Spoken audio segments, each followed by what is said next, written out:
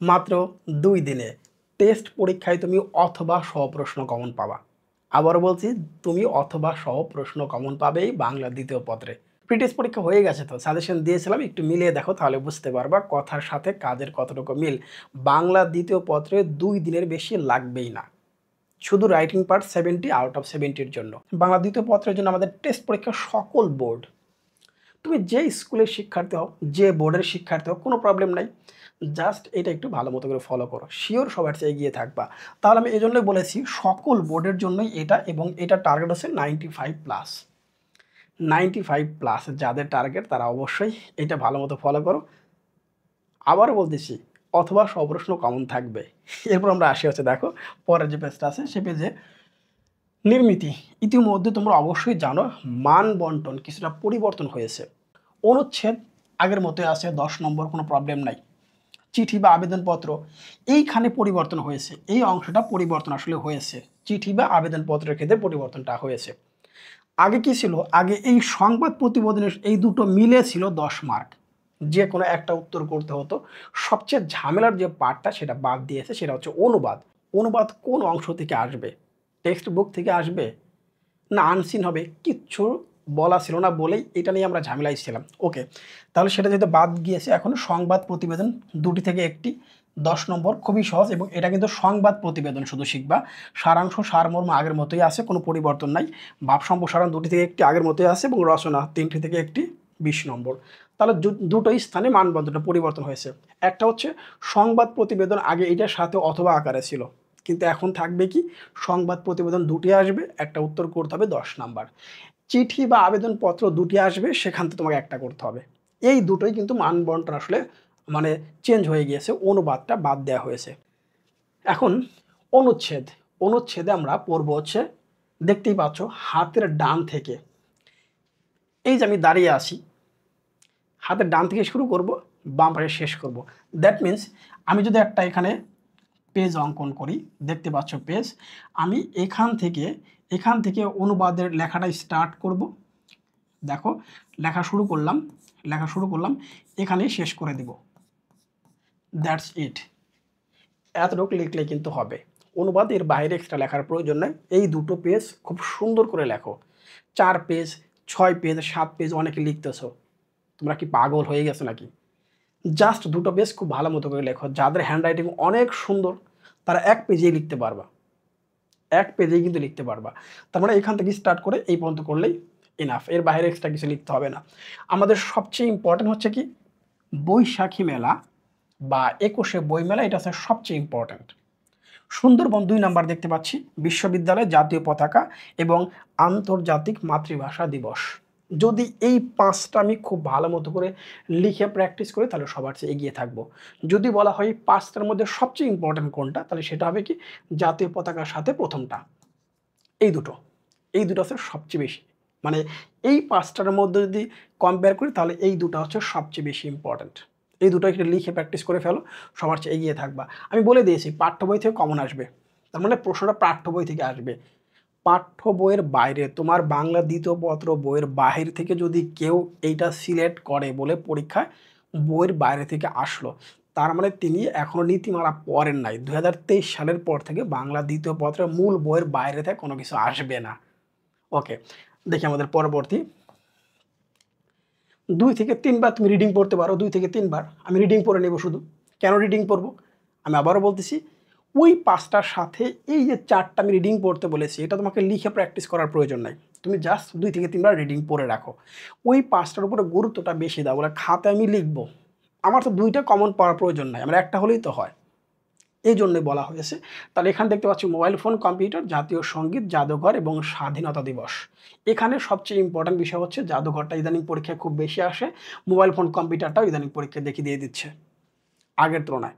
Just এটা করলেই হবে, আমাদের 10 মার্ক কিন্তু শেয়ার হয়ে গেল। এবার আমরা আসি পরবর্তী টপিক যেটা দেওয়া আছে, এটা কি, পত্র লিখুন বা আবেদনপত্র। এখানে 3 টাইপের আছে, অনেক টাইপের প্লাস আছে। আমি মনে করি জাস্ট এটা খুব ভালো মতো পড়লেই কিন্তু হয়ে যায়। কীরকম, পাঠাগার স্থাপনের জন্য আবেদন, এটা মোস্ট ইম্পর্ট্যান্ট।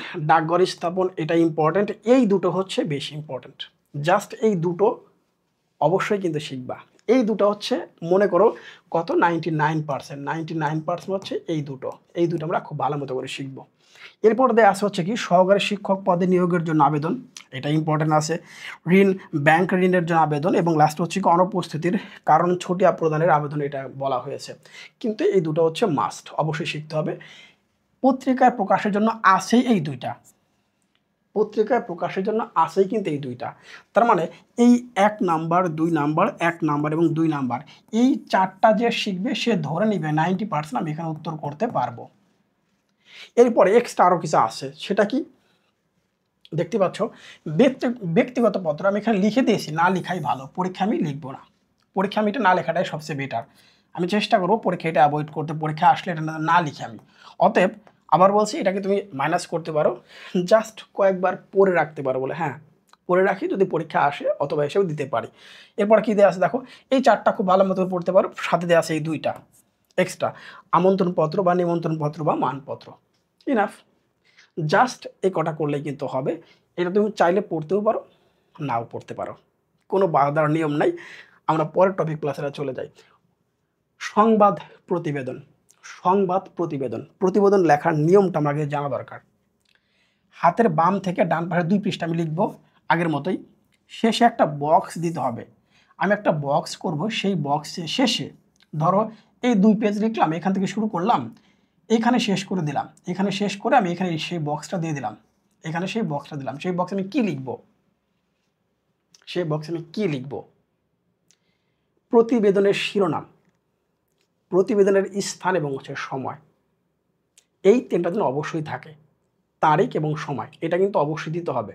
তাহলে প্রতিবেদনের শিরোনাম, প্রতিবেদকের নাম, প্রতিবেদনের স্থান ও সময়, এই 3টা যেন খুব ভালো মতো দেওয়া থাকে, মিস যেন না হয়, ইনাফ। আমাদের পরীক্ষায় কিন্তু সংবাদ প্রতিবেদন আসবে। বিভিন্ন স্কুলের টিচাররা বা বিভিন্ন ক্ষেত্রে বিভিন্ন শিক্ষকরা যারা পড়াচ্ছেন, তারা কিন্তু সংবাদ প্রতিবেদন ছাড়াও প্রাতিষ্ঠানিক যে প্রতিবেদনগুলো আছে সেগুলো শেখাচ্ছেন। এখানে যে 5টা দিয়েছি, 1 2 3 4, এই 5টা থেকেই তোমার 2টো প্রশ্ন কমন পড়বে, এই 5টা থেকেই, এই 5টার বাইরে পড়ার প্রয়োজন নাই, এই 5টা থেকেই তোমার 2টো আসবে। যদি কেউ 2টো না দেয়, তার মানে সে মান বন্টন জানে না, বইয়ের বাইরে থেকে দিয়েছে, রাইট? তাহলে আমরা জাস্ট এই 5টা কিন্তু শিখবো, এর বাইরে শেখার প্রয়োজন নাই। জাস্ট এই 5টা যেভাবে লিখতে বললাম ঠিক সেভাবেই লিখবে। এখানে লিখে দিচ্ছি স্পষ্ট বলে, পাঠ্য বই থেকে আসবে। যিনি দিবেন না পাঠ্য বই থেকে, তিনি জানেন না, না জেনে দিচ্ছেন তিনি। আচ্ছা, পরে যে টপিকটা আছে এখানে এক্সট্রা নাই, সারাংশ বা সারমর্ম। আমি লিখে দিয়েছি এখানে, সারমর্ম লিখলে নাম্বার বেশি পাওয়া যায়। দেখো হাতের ডান দিক থেকে পৃষ্ঠা 3 ভাগের 2 ভাগ, এই যে একটা পৃষ্ঠা, আচ্ছা একটা পৃষ্ঠা নেই তোমরা, এই হচ্ছে আমাদের একটা পৃষ্ঠা দেখলাম, এই পৃষ্ঠার জাস্ট এতটুকু লিখবো, এতটুকু অংশ আমি লিখে ফেলবো। এটাই কিন্তু 10 নম্বর। লেখার সময় একটু সময় নিয়ে হ্যান্ডরাইটিং সুন্দর হয়, কাটাকাটি একদমই করবে না। লেখা ছোট হোক, আমি কিভাবে লিখতে বলেছি দেখো, বলে পাঠ্য বই থেকে সরাসরি না লিখে টেস্ট পেপারে সহায়তা নিতে পারো, গাইড টেস্ট পেপারে সহায়তা নিতে পারো, এটা মিলিয়ে লিখতে পারো, সবার থেকে এগিয়ে থাকবা। এটা কিন্তু আমি বলে দিয়েছি বাংলা 2য় পত্রে, একেবারে A to Z তোমরাই পাচ্ছ। আচ্ছা, দন্য যদি আসে আসুক, এটা মোস্ট ইম্পর্ট্যান্ট। দন্য আসা, এখানে দেখতে পাচ্ছি আর 2 নাম্বার, তারপর আসতেছে শুভ দিন, এরপরে ওরে নবীন, ওরে আমার কাছা এবং এসেছে নতুন শিশু, এই 5টা হচ্ছে আমার কাছে মনে হচ্ছে 99%। এখান থেকে সবসময় একটা কমন থাকবেই, এই 5টা থেকে লিখে প্র্যাকটিস করতে পারলে খুবই ভালো। আমি কয়েকটা এক্সট্রা রেখেছি যেন তোমার মিস না হয়, এই 4টা এক্সট্রা রেখেছি বলে 1 নাম্বার 2 নাম্বার 3 এবং 4, এই 4টা আমি এক্সট্রা রেখেছি কেন, এখানের মধ্যে সবচেয়ে বেশি ইম্পর্ট্যান্ট কোনটা, এখানের মধ্যে সবচেয়ে বেশি ইম্পর্ট্যান্ট এটা পরীক্ষায় আসে, এটাও পরীক্ষায় মাঝে মাঝে আসে, তাহলে এই দুটো তুমি এক্সট্রা পড়ে রাখতে পারো। আমি শিওর বাকি সবার থেকে এগিয়ে থাকবা, এটা শিখলেই হবে। এরপর আমরা দেখি হচ্ছে পরের যে অংশটুকু, সারাংশ। সারাংশের জন্য আমি রেখেছি মাত্র এই 5টা, এখানে এই 5টা। এর মধ্যে যদি সবচেয়ে ইম্পর্ট্যান্ট বলো সেটা হবে প্রথমটাই বেশি ইম্পর্ট্যান্ট। একবারে শুরুতেই সারাংশ লিখলে, সারাংশ এবং সারমর্মের মধ্যে সারমর্ম লিখলে নাম্বারটা বেশি পাওয়া যায়। আমি আগে বলে দিয়েছি তোমাদের, সারমর্মটা তোমরা লেখার চেষ্টা করবা। ওকে, তাহলে এটা ইম্পর্টেন্ট, এটা ইদানিং পরীক্ষা দিয়ে দিচ্ছে, বিভিন্ন টেস্ট পেপার আসে, এটা পড়ে রাখতে পারো। যা হোক, আর বাকি যে কয়েকটা আছে এই যে এইটা, এগুলো সবসময়ই আসে, যে 1-2 নাম্বার সবসময় আসে। বাকি যে 3টা আছে, এই 3টা কিছু কিছু স্কুলে দেয়, কিছু স্কুলে দেয় না, ব্যাপারটা এরকম। নেক্সট, কিছু এক্সট্রা আছে কিনা? হ্যাঁ, এক্সট্রা আছে মাত্র 3টা।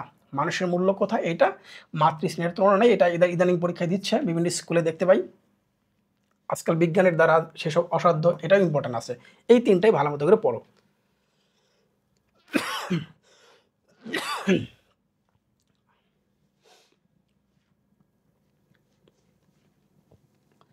ওকে, এবার আসি ভাব সম্প্রসারণ। ভাব সম্প্রসারণ দেখতে পাচ্ছি হাতের বাম থেকে ডান 2 থেকে 4 পেজ লিখতে পারো, ব্যাপারটা এরকম। এই যে 2টি পেজ, 1, 2, 3 এবং 4, এখানে শেষ করে দিতে পারো। এখানে শেষ করলেও প্রবলেম নাই, তুমি 2 পেজ কিন্তু লিখতে পারো। জাস্ট হাতের ডান থেকে বামে শেষ করে দিলাম, হয়ে গেল। আবার বলতেছি, তাহলে আমরা এখান থেকে শুরু করতে পারি। চিন্তা করে দেখো, এখান থেকে শুরু করে এখানে শেষ করব। হাতের বাম থেকে ডানে, স্যার ভুল হচ্ছে, দেখতেই পাচ্ছ লেখা আছে বাম থেকে হচ্ছে ডান দিকে আমরা শেষ করে ফেলবো। এই তো 4 পেজও লিখতে পারি, আমি 2 পেজও লিখতে পারি। বেস্ট কোনটা হবে? 3 পেজ লিখলে সমস্যা নেই, বাট যাদের হ্যান্ডরাইটিং অনেক সুন্দর, যাদের 2 পেজ লিখলেই ইনাফ। যারা একটু বড় বড় করে লিখো, তারা 4 পেজ লিখলে প্রবলেম নাই। তবে 2 পেজের লেখার পক্ষপাতে আমি নিজে 2 পেজ লিখতাম।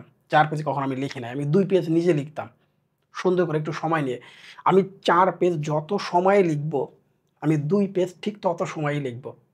আমি সুন্দর করে লিখব, ছোট ছোট করে সুন্দর করে লাইন করে লিখব। বাংলা দ্বিতীয় পদে তোমার লেখাটা যত সুন্দর হবে, যত ইনফরমেটিভ হবে, একই কথা বারবার লিখবা না, সবার চেয়ে এগিয়ে থাকবে নাম্বারে।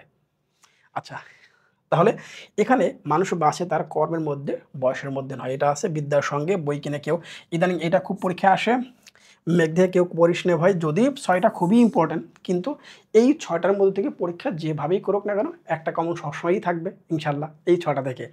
আমি এক্সট্রা কয়েকটা রেখেছি তোমার জন্য, দেখো তুমি 2 থেকে 3 বার রিডিং পড়ে নিতে পারো। তার মধ্যে হচ্ছে দুর্জন বিদ্বান হলেও পরিত্যাজ্য, আপনি আচরি ধর্ম শিখা, এটা ইদানিং পরীক্ষায় দিচ্ছে। প্রাণ থাকলে, এগুলো খুব কমন, এইগুলো খুব কমন, ইদানিং দেয় না এটা, মন হয়ে এগুলো আসে কিন্তু আসে না। এই যে দেখতে পাচ্ছ কত 3 নাম্বার 4 নাম্বার, এগুলা অনেক আগে থেকে আমরা এগুলো পড়ে আসি। এখন আচ্ছা, পরেরগুলো দেখি। প্রবন্ধ রচনা, রচনা সম্পর্কে মোট 7টি পয়েন্ট আমি এখানে উল্লেখ করেছি। আমার এই সাজেশনতে অথবা স্বপ্রশ্ন কমন পড়বে, সেটার ব্যাখ্যা তোমাদের আমি দিয়েছি। 5টা রচনা তোমাকে পড়তে বলেছি, আমি নিজে লিখে দিয়েছি, ইতিমধ্যে 2টো আমি সবাইকে দিয়ে দিয়েছি। ফেসবুক পেজে, আমার ইউটিউব চ্যানেলে কমেন্ট সেকশনে কিন্তু আমি শেয়ার করেছিলাম, তোমরা ইতিমধ্যে অনেকে পেয়েছো। আমার এই 5টা রচনা তোমার কেন কমন পড়বে সেটার ব্যাখ্যা আমি দিয়েছি। লাস্ট 3 বছরের, আমার সাজেশন কত পার্সেন্ট কমন ছিল, রচনা অথবা স্বপ্রশ্ন কমন ছিল, সেটা তোমাদের দেখাইছি আমি 3 বছরের প্রত্যেকটা বোর্ডে। রচনা নিয়ে আমার আলাদা একটা ভিডিও আছে, ইতিমধ্যে তোমরা হয়তো অনেকে দেখেছো, প্রিটেস্ট পরীক্ষার আগে আমি দিয়েছিলাম। এখানে মোট 7টি পয়েন্ট। প্রথম পয়েন্টে দেখতে পাচ্ছ আমি 12 থেকে 20 পেজ লিখব। কেন 12 থেকে 20 পেজের বেশি আসলে প্রয়োজন নাই? কেন প্রয়োজন নাই? রচনা যদি ইনফরমেটিভ হয়, মানে তোমাকে শুধু পেজ, অনেকে দেখি 20, 30, 40 পেজ পর্যন্ত রচনা লিখে, তাদের সম্পর্কে কোনো মন্তব্য নাই, যা পারেন সেটা আপনারা শেখান, তবে লজিক দিয়ে কথা বলেন।